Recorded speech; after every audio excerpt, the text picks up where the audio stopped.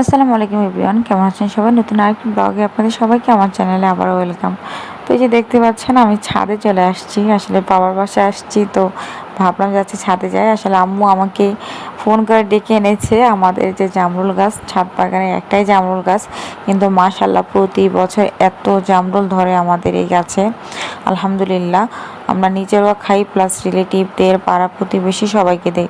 তো আমার শ্বশুর বাসায় আব্বু আম্মু দিবে আমার শ্বশুর শাশুড়ির জন্য, এই জন্য আর কি আম্মু আমাকে ফোন করে আসতে বলছে।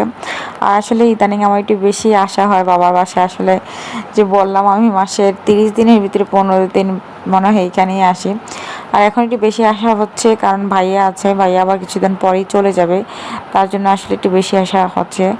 আমি আসি বলি যে আচ্ছা 2 দিন থেকে চলে যাব, কিন্তু আসলে 2 দিনের নাম করে 1 সপ্তাহ থাকা হয়। আমার হাজব্যান্ড বলে যে তুমি বলো যে 1 দিন 2 দিন থাকবা, কিন্তু যে অনেক দিন থাকো। তো এখন আসলে একটু বেশি থাকা হচ্ছে যে ভাইয়ার জন্য, যেহেতু ভাইয়া আছে, এই জন্যই। তো আস্তে আস্তে এটা ঠিক হয়ে যাবে ইনশাল্লাহ, আশা করি। তো এই যে আবার এসে দেখলাম যে এখানে আমাদের আচারের প্রিপারেশন চলতেছে। বড় আপু অনেকগুলো আচার দিচ্ছে এখানে, আম আর মরিচের আচার, যেটা আমাদের ফ্যামিলির সবাই পছন্দ করে। সবাই বলতে সবাই। এই আচারের রেসিপিটা মেনলি আমার বড় দুলাভাইয়ের, কিন্তু ওনার থেকে সবাই খাওয়া শিখছি আমরা। আমার বড় দুলাভাই, মেজো দুলাভাই, দেন আমার হাজব্যান্ড, আমাদের ফ্যামিলির সবাই, ভাইয়া হতে আমরা সবাই এই আচারটা খুবই পছন্দ করি। আর এই আচারটা খিচুড়ি, তারপরে ভাত, যে কোনো কিছুর সাথে খুবই ভালো লাগে। মানে যদি কোনো কিছু খেতে ইচ্ছা না করে, তখন একটু এই আচারটা নিলে খাবারের টেস্ট বারটাই অন্যরকম হয়ে যায়। তো এই আমার মরিচের আচার, এইখানে মরিচ থেকে আপু একটু আমটাই বেশি দিয়েছে, যেহেতু আমার ভাগিনা অ্যাকচুয়ালি আমটা একটু বেশি পছন্দ করে। তাও মরিচ কিন্তু কম দেয় নাই, দেখতে পাচ্ছেন অনেকগুলো মরিচ দিয়েছে। তো এই আচার আবার আপু কানাডাতেও পাঠাবে, যেহেতু বড় দুলাভাই এখন তো যাই হোক, এর কানাডাতে থাকে। ভিতরে আচার তো নিয়ে কারাকারি লেগে গিয়েছে আমাদের বোনদের ভিতরে। আমি বলতেছি আমাকে একটু দিও, মেজাপু বলতেছে ওকে দিয়ে দেওয়ার জন্য, কারণ ও আবার চলে যাবে ইটালিতে, আল্লাহ যদি চায় শীঘ্রই। সব কিছু হয়ে গিয়েছে আলহামদুলিল্লাহ।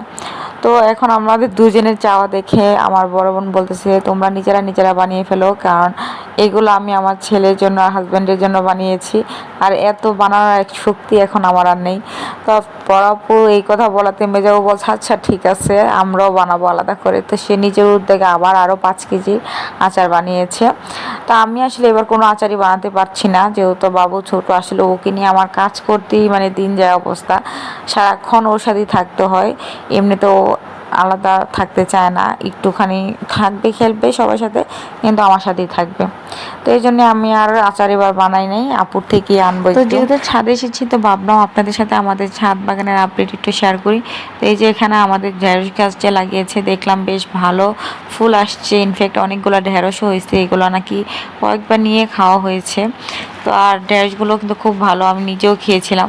তো এখানে আবার ভাইয়া আর আব্বু মিলে কাজ করতেছে। আমাদের জামরুল গাছ দেখছেন যে প্রথমে কতগুলা জামরুল ছিল, সবগুলা পেরে সবাইকে দিছে। এখন এই গাছটা 2-3 বছর হয়ে গেছে, কিন্তু এটার ভিতরে কোনো ট্রান্সফরমেশন আনা হয়নি। আর গাছের তো একটা পুষ্টি লাগে, গাছটা মোটামুটি মনে হয় সব পুষ্টি শোষণ করে, এখন খুবই মানে মাটিগুলো সাদা সাদা হয়ে গেছে। তাই আব্বু আর ভাইয়া এটাকে আবার গ্রাম থেকে বের করে নতুন করে প্রসেসিং করে আবার লাগিয়ে দিবে, যাতে আরও ভালো করে পুষ্টিটা পায়। তো এই কাজগুলো করতেছিল ভাইয়ার আব্বু মিলে। তো ভাইয়া যেহেতু চলে যাবে, এই জন্য আর কি এগুলো করে দিয়ে যাচ্ছিল। তো আমি ছাদে থেকে এসে আজকে একটু লেটই হয়ে গেছে, ভাবলাম একটু সকালে নাস্তাটা করি, সকালে প্রপারলি করি নাই। তো এখানে ডিমটা পোস্ট করে নিয়েছিলাম, আর এই যে একটা টোস্ট করে নিয়েছি পাউরুটি, এই দুটা এখন আমি খেয়ে নেবো সকালের নাস্তা হিসাবে। তো তারপর সারাদিন ওরকম কোনো ভিডিও করা হয় না। আর আমি যেহেতু সবসময় বলি যে আমি একটু ফাঁকে ঝুঁকি একটু একটু করে ভিডিও করে রাখি, দেন ওইটাই আপনাদের সাথে শেয়ার করি। ওরকমভাবে করা হয় না বাবুর জন্য, তো এখন মোটামুটি করার চেষ্টা করি সবসময়। তো এই যে বিকেল হয়ে গেছে, বিকেলে আবার আমার খালামণি আসছে বাসায়, যেহেতু ভাইয়া চলে যাবে, ভাইয়ের সাথে দেখা করতে আসছে। তো সে পাস্তা স্প্যাগেটি একসাথে রান্না করে নিয়ে আসছে। তো পরে শুনলাম এটা নাকি আমার খালাতো ভাইয়ের বউ রান্না করেছে। তো ভাইয়ের জন্য রান্না করে নিয়ে আসছে, সাথে আমাদের সবার জন্য নিয়ে আসছে, পুরো বড় একটা বক্স ভর্তি করে নিয়ে আসছে। তো সবাই অনেকগুলা করে খেয়েছিলাম আমরা, যেটা সত্যি কথা। আমি তো 2-3বারও খেয়েছিলাম, আর বেশ ভালো হয়েছিল রান্নাটা। সব রকমের সবজি চিকেন, অনেক মজা হয়েছিল। তারপরে আর কি করব, বিকেলবেলা তো খালামণি নাস্তায় নিয়ে আসছিলো, তো আম্মু আবার বলতেছিল যে ভাইয়ার জন্য একটু থাই স্যুপ বানানোর জন্য। তো মেজো আপু আমার থাই স্যুপের অনেক প্রশংসা করতেছিল, ভাইয়াকে বলতেছিল যে আমার হাতে থাই স্যুপটা নাকি বেশ ভালো হয়। তো আমিও চেয়েছিলাম ভাইয়ার জন্য স্পেশালি কিছু একটা বানাবো। তো কেক ভাইয়া বেশ পছন্দ করে, তো আমি বানাতে চেয়েছিলাম কিন্তু সময়ের জন্য আসলে হয়ে উঠতেছিল না, যেহেতু বাবুকে রেখে আসলে কিছুই করতে পারি না আমি ওরকম। ও সব সময় আমার সাথে সাথে থাকবে আর কি। তো এই জন্য ভাবলাম যে কী করি যেটা কম সময়ের ভিতরে হয়ে যাবে। তো থাই স্যুপটা আসলে যে সাথে যে আমাদের যে থাই পাতা যেটা আছে ওই পাতাটাও ছিল, আর মনে হলো যে তাড়াতাড়ি হয়ে যাবে, তো এই জন্য ভাবলাম যে আচ্ছা থাই স্যুপটা বানাই।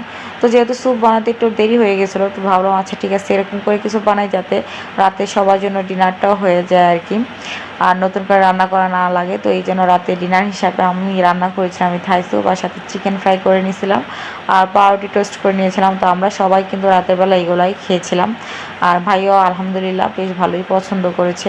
তো আমার হাতে এই থাই স্যুপটা আমার ফ্যামিলির সবাই পছন্দ করে। আর এখানে সাথে আমি একটু ভিনেগারের ভিতরে কাঁচা মরিচ কুচি করে দিয়ে দিয়েছি, আর এটা না স্যুপের সাথে খেতে আমার খুবই ভালো লাগে, আর এটা দিলে একটা টেস্টটাই অন্যরকম হয়ে যায়। বাইরে থেকে অনেক বেশি নয়েজ হয়তো বা শোনা যাচ্ছে, তো এটা ক্ষমা সুন্দর দৃষ্টিতে দেখবেন যেহেতু ফ্যান চলতেছে। তো সত্যি বলতে বাবুকে নিয়ে আসলে আমি যখন তখন চাইলেও মানে ভয়েস ওভার করতে পারি না, প্লাস ভিডিও করতে পারি না। তো যখনই সময় পাই তখনই আমি চেষ্টা করি যে এই কাজগুলো কমপ্লিট করে রাখার, যেহেতু এটা অ্যাকচুয়ালি আমার পছন্দের একটা কাজ, যে ভিডিও এর জন্য সময় পেলে আমি ভিডিও করি কিংবা ব্লগিং করি। যাই হোক আজকের ভিডিওটি আর বড় করলাম না, আজকের মতো এটুকুই। যারা আমার চ্যানেলে নতুন আছেন তারা প্লিজ আমার চ্যানেলটি সাবস্ক্রাইব করে আমার সাথে থাকবেন, আর কমেন্ট করে জানাবেন যে কেমন লেগেছে আপনাদের এরকম থাই স্যুপ, আর কে কীভাবে থাই স্যুপ রান্না করেন অবশ্যই কমেন্ট করে জানাবেন।